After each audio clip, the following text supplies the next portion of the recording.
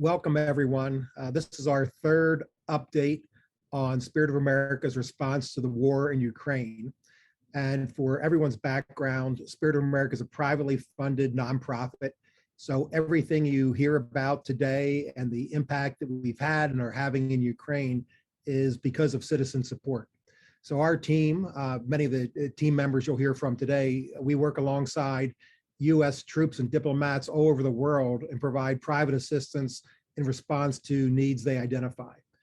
We've been active in Ukraine since 2014, and right now we're focused on the ultimate humanitarian impact, which is stopping the suffering in Ukraine at its source. To do that, we're providing protective aid to Ukrainian soldiers and civilian volunteers. You'll hear a lot more about what that protective aid consists of, but we're providing that aid to those who are defending Ukraine's freedom and democracy and defending Ukraine's innocent civilians.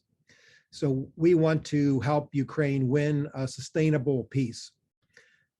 I'm really happy to see so many of our board members and donors on today's call. And I want to especially thank you. There are Ukrainian men, women, and children alive today because of your support. So you're going to hear from three extraordinary members of the Spirit of America team.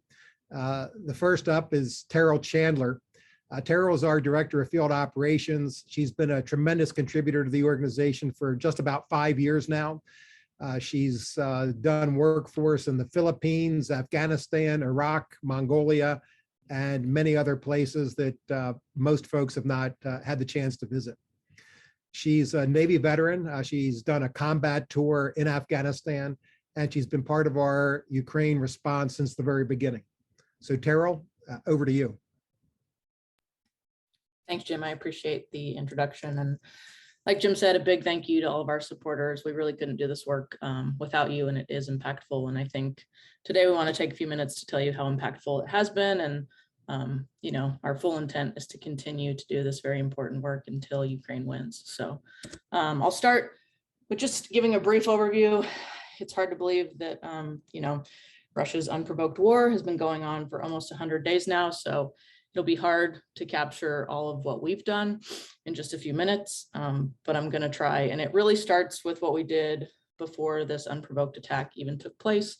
And that was because of the relationships that we formed with USG, with our local Ukrainian partners, who you'll hear from later in this webinar, and you know, with members of DoD that have been working within Ukraine. We immediately reached out to try and come up with some sort of plan as to what we would do. So, you know, when the war kicked off, my colleague Colleen Denny and I, we were on the ground within 3 days after the war. And I think we quickly realized that Spirit of America's normal approach of procuring things locally and getting it to our, you know, our partners wasn't going to work. So we immediately started to set up the infrastructure that we have in place today that has really allowed us to scale to deliver large amounts of aid. And so that infrastructure, you know, it was built from relationships, from procurement to delivery, because of the relationships that we do have with our USG partners, you know, and other partners like I talked about. The ability that we have to get large amounts of aid to really the front lines, you know. Initially it was into Kyiv, and then since our Ukrainian partners have pushed Russia out of Kyiv, we're now getting things into Donetsk, Luhansk, and into the Donbass, those places where it's really needed the most. So I'm happy to say that we are set up larger than ever to scale, to continue to bring this aid in. So far, we've brought 4 planes full. It's 165 tons of aid, everything from military grade ballistic vests, helmets, individual first aid kits, and all of that is going, like I said, to the front lines where it's saving lives. It's contributing to the amazing resolve that the Ukrainian women and men on the front lines have, and it's really making a difference. And to tell you a little bit more about what we're doing and what was on those planes, and then his time that he spent in Kyiv recently, I'm going to pass it over to my colleague, Matt. So before I pass it over, Matt has only been with us for, I think, a few maybe even a month now. I think with his offer letter, we also gave him a ticket to the region. There's hit the ground running would be an understatement. We're very lucky to have Matt on the team. He served as the director for Russia and Eastern Europe on the National Security Council staff before he came to us. And he also previously served as the Russia director in the office of the Secretary of Defense. So no shortage of experience in the region, on the ground. Really lucky to have him on the team. So he'll tell you a little bit more about what we've done and what we intend to do going forward. Over to you, Matt. All right. Well, thanks, Daryl. Yeah, when you get hired on with Spirit of America, they don't let any grass grow under your feet. You get put to work right away, and which was my experience. So I had got the opportunity to share a little bit of what we've had going with Plane 3 deliveries and Plane 4 deliveries. I was there with when Plane 3 arrived with Colleen, and then Terrell was there for the arrival of Plane 4.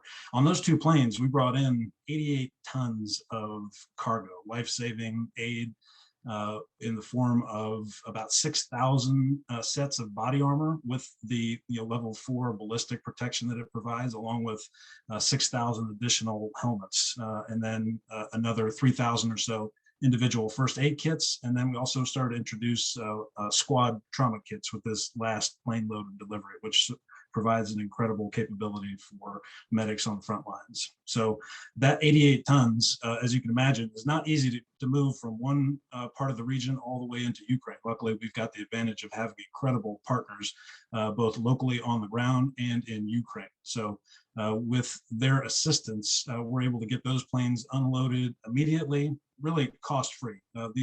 We're having that help provided by local partners who are just as interested in getting that aid to the Ukrainians as we are. So those planes are unloaded rapidly. Much of the stuff that comes in hardly stays at rest for any period of time. It gets put onto trucks. And in both cases with Plane 3 and Plane 4, we had tons of equipment that hit the ground on day 1 in the region. And in some cases, day 2, day 3 were in the hands of the Ukrainians and on the front lines being used by soldiers immediately. So I know on Plane 4, we had the plane land, and in 28 hours, it was at the Ukrainian border in the hands of Ukrainian recipients and moving forward without delay to the front line. So that's the kind of speed that the organization is able to bring to this problem set, moving massive amounts of tailored aid directly to the front lines in the most expedient manner possible. Now, a lot of that stuff went directly to the front lines, as I've described, and basically in that arc of contact that is currently ongoing in the Donbass, all the way from Kharkiv through Luhansk, Donetsk, Zaporizhia, even all the way to Mykolaiv. That's where Spirit of America gear is going. It's not ending up somewhere back in the rear. It is on the front lines with the troops and protecting lives day in and day out where it matters, right at the bleeding edge. We had a chance. We were in Kiev on facilitating the delivery of part of the Plane 3 load to meet with General Sobko, who is the Chief of Staff of the Territorial Defense Forces, which gives you a little bit of an idea about some of our contacts that we have in the country. We're talking directly with the people who are making the decisions about where aid is needed and what type of aid is needed. We were able to have those kinds of conversations and get the most up-to-date information from the practitioners who are dealing with this problem set on a daily basis. Some of the things that stuck out to us when we were talking with General Sobko is that the aid that we're delivering is absolutely critical to the war effort. General Sobko has an organization of about 110,000 citizen volunteers who have been pressed into duty to be soldiers in the trenches, holding the line against Russian advances. In many cases, these soldiers are under-equipped and just don't have the resources that you need to take on an opposition like the Russians have. So when we talked with him at that point in time, we had put 1,000 sets of body armor into the hands of his soldiers that very day. And he told us the kind of difference that makes. Because at that point in time, he had 10,000 of his soldiers who were on the front lines with no protection whatsoever, with nothing between them and the barrels of Russian guns except for the clothes that they were wearing. So those sets of body armor made a crucial difference that day, and they continue to make a difference as more thousands of sets flowed in from that day forward. So that will continue to have an impact and is slowing the Russians down on their advances and is saving many lives on the front lines every day. Something that General Sobko was very appreciative of was our ability to provide buses. He had a need, as you can imagine, with this size of organization, to move troops up to the front lines, rotate troops back, and facilitate the constant movement of forces to positions that they need to be used in most rapidly and most expeditiously. Currently, he's got an ad hoc group of vehicles that he has to sort of put together on a string basis, beg, borrow, and steal from local citizens. Spirit of America was able to provide 9 buses, 50 passenger size, that can haul equipment, and that gives General Sopko the ability to move about a battalion's worth of troops at a moment's notice anywhere across the battlefield, and he can do that day in and day out. So those are the kind of things that are helping with the movement requirements for generals like General Sopko. Also, we're going into a stage where we're purchasing a few vehicles for the Ukrainian military. They have a huge demand for small 4x4 trucks to be able to move small groups of soldiers around, to put specialized troops into places where they can have the most impact, and to evacuate wounded soldiers. So currently we've purchased 10 Mitsubishi L200 trucks that are on their way to Ukraine today. Will probably be arriving in country tomorrow.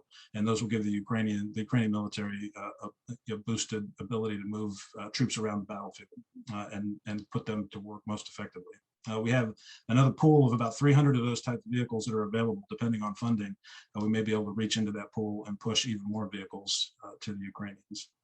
And as we continue down this road, what we're hearing as far as needs and requirements from our Ukrainian partners is that body armor and helmets continues to be an incredible need, along with the first aid kits that are saving lives and stopping bleeding and opening airways for wounded soldiers who are most at risk when they're immediately struck on the battlefield, and help save their lives so that they can get to a first aid facility. So those are the critical needs, which we are continuing to fill, and we will continue to shape as we go forward. And with that, I'll turn it back over to Jim. Thanks very much, Matt. One housekeeping note: if you have questions, please put them in the Q&A chat area. The Q&A button at the bottom of your Zoom toolbar will do the trick, and we'll do our best to get to everyone's questions today. And it's really a pleasure and an honor to introduce Ruslan Kavatsiuk. I first met Ruslan in 2014 in Kyiv, Ukraine's capital. And I'll tell you what we were working on at the time and what we worked on to support of Ruslan's initiative when he was a civilian advisor to Ukraine's Ministry of Defense. But I'll preface it by saying that when in the intervening just about 8 years, whenever I've talked to anyone who will listen, I have always referenced that Ruslan and his other partner on the projects that we worked on, Alexei, were the best partners we have worked with anywhere in the world at Spirit of America. And and we've worked with some great ones. And so that is high praise indeed. And that capability and the commitment and spirit that Ruslan represents, when you look at the extraordinary performance of Ukrainians since this war began and wonder how is it happening that they're doing so well against a much larger, better equipped army, a big part of that answer is because of the spirit of men and women like Ruslan. So the project that we worked on and helped him get started back in 2014, 2015 was Ukraine's first armed forces media property. It's called Army FM. It's a radio station to meet the information needs of Ukrainian soldiers on the front lines. With Ruslan's leadership, that Army FM got up and running within a few months of our meeting, and it's still on the air today. It's made an extraordinary difference in countering the propaganda and misinformation which is bombarding Ukrainians from the Russian side. Ruslan has been a tremendous partner of ours since the war began. I'll let him tell a little bit more of his personal story and how we're working together. But Ruslan, I'll let you do that. Over to you. Thank you. Hello, everyone. Thank you, Jim. It's difficult after such a incredible introduction to say something that will meet the expectation. But I just want to say that it's true that For many years, our experience working with Spirit of America back at the beginning of this war, when Russia attacked Crimea and then east of Ukraine in 2014, we actually were very pleased with the results we got, and the belief actually that was built with projects together with Spirit of America, because we basically used this model of having a strategy, having top priority projects, and then Jim and Spirit of America team invested in those projects, helped us to put it together. And after those pilots actually proved to the concept, we would have it full scale, financed and supported, and put all the resources with government funding. And there were a number of projects like this for a couple of years. And now, as the war began, I must say that definitely the professional armed forces of Ukraine have shown what they can do, but also there were many people who were very motivated, highly motivated, but rather not prepared and not very much equipped. So as I was, my hometown near Kyiv was occupied by Russians on the first day. It's Hostomel, where the airport was, and we had to flee that our home, and we actually moved to the west of Ukraine, where my relatives lived, and we actually, when we looked at the blog posts that were, immediately put out by many motivated people, locals, but at the same time, I would watch how unprepared those blog posts were, and how people would not know how to defend those positions and so on, and how easy target they were. So as a first step, immediately in first days, for all the hundreds and hundreds of people who wanted that, we established a training center that prepared them together with international instructors, and Spirit of America here helped us as well. And then as we did that, we moved immediately to a much bigger amount of support for the newly established units within armed forces, both the territorial defense and other units that were established within the regular armed forces. And there were many professional soldiers and officers joining those units, but at the same time, there was not enough protection for them. And definitely those brigades that received the vests, helmets, IFACs, and everything else, it made a huge difference for them. And soldiers' morale was immediately up, and they felt protected, and that someone took care of it, and that in many cases we know that many lives were saved, and that's a tremendous thing, I think. And it's still ongoing, and we see that there are, as people see what Spirit of America can do, what we can do together, there are more and more requests and ideas coming in, and definitely some of them are worth supporting. We now work closely in Kyiv with leadership of armed forces, with leadership of territorial defense forces, and definitely we will continue to do so. We understand that it's been almost 100 days since the war, this full-scale attack by Russia happened, and it's I must say that at the moment, according to our MOD understanding, it is maybe less visible now for many people, but it is the heaviest fighting right now, more than it was before, and we have very heavy casualties, a lot of every hour, a lot of soldiers and a lot of people are being are being killed, and And even though we have even bigger impact on Russian army, they don't seem to value the life of their soldiers as much. And it is a very difficult at the moment war with more than 50,000 artillery attacks per day, and it's really difficult. And we understand that Russians have the determination, because if they have Ukraine in a couple of years, they can attack further. And if they don't have Ukraine, they can't attack further, and they're blocked. And Ukraine is a big country with strategic position, with territory larger than France, and access to South and Central Europe, and big resources.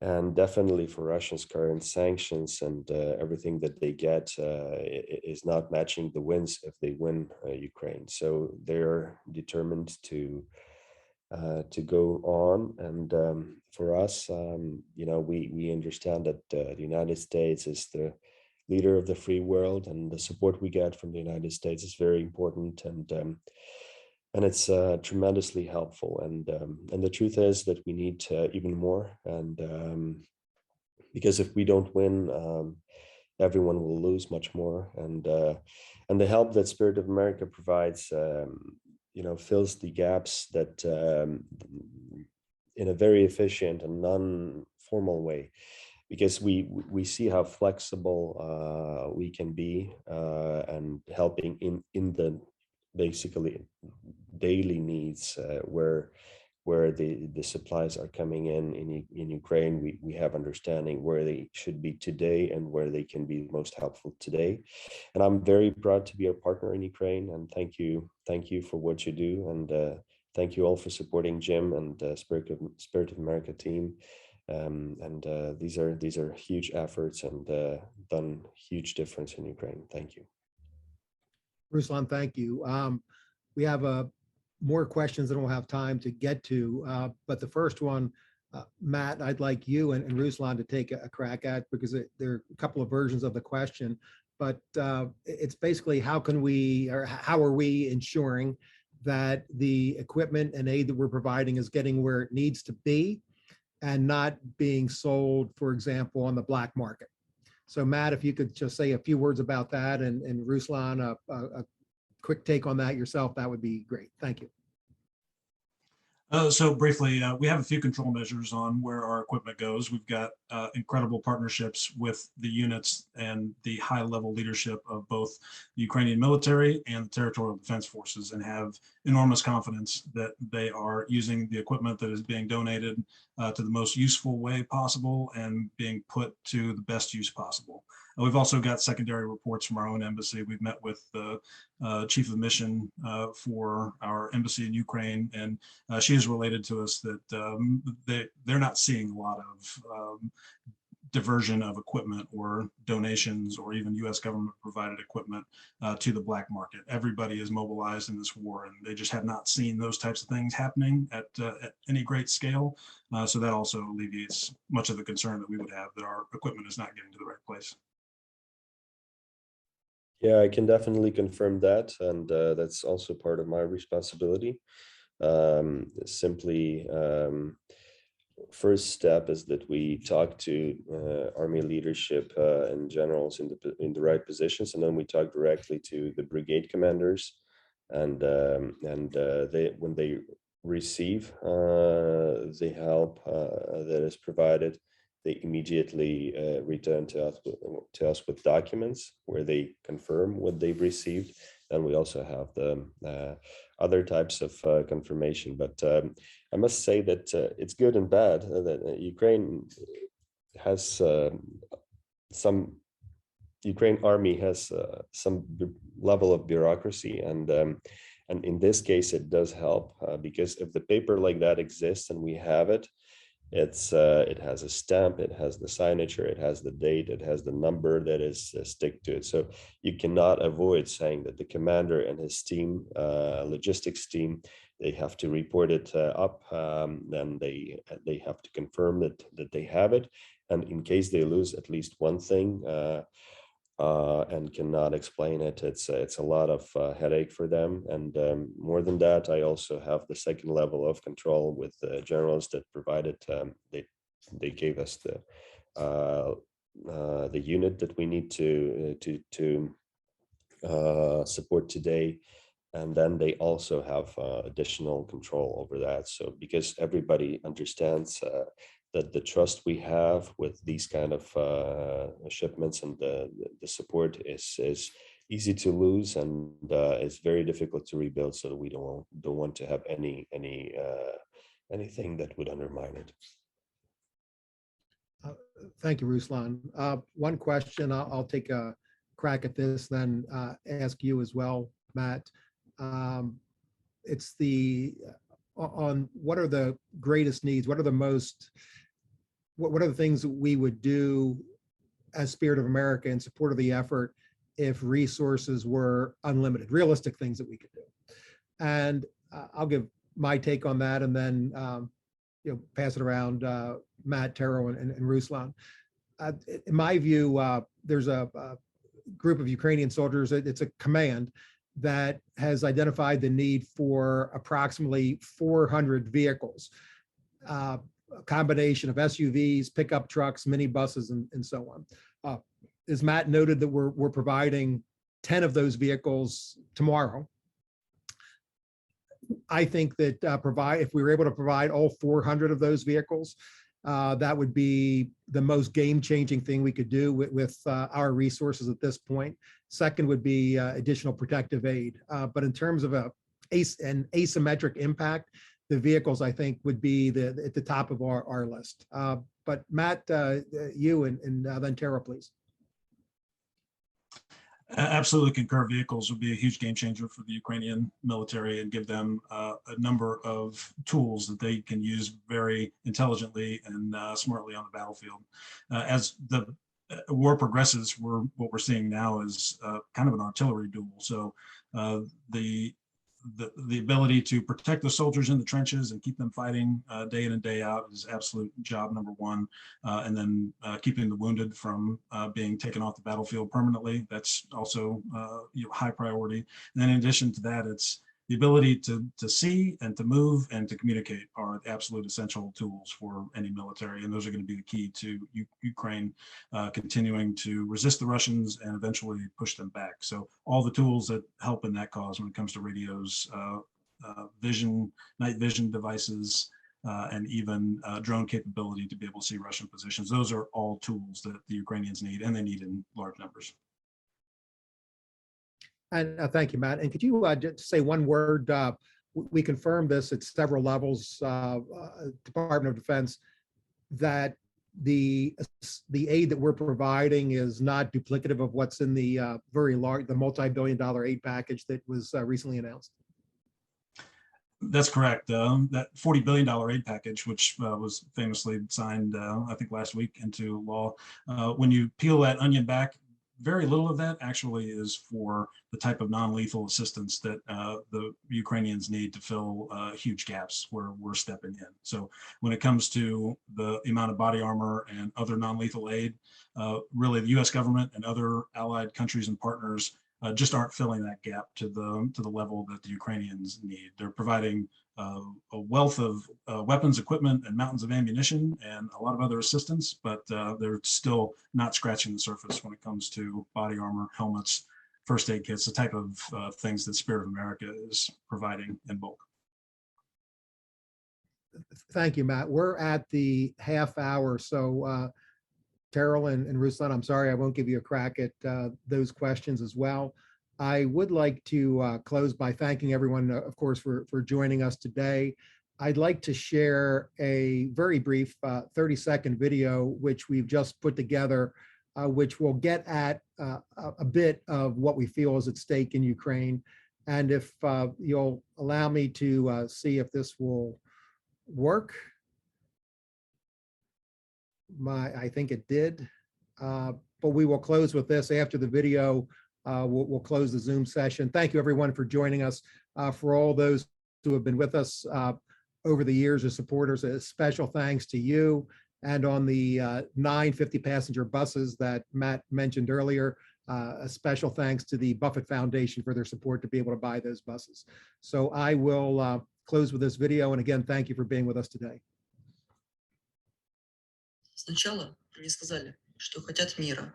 Ukrainian government leaders say the Russian invasion has begun. Потом они пришли на нашу землю и забрали ее. This war in Ukraine is stolen childhood on an unimaginable scale. А потім вони прийшли за моєю родиною і забрали її. Ghostly remnants of a relentless war. Що буде, якщо вони прийдуть за мною і нікого не залишиться, щоб допомогти?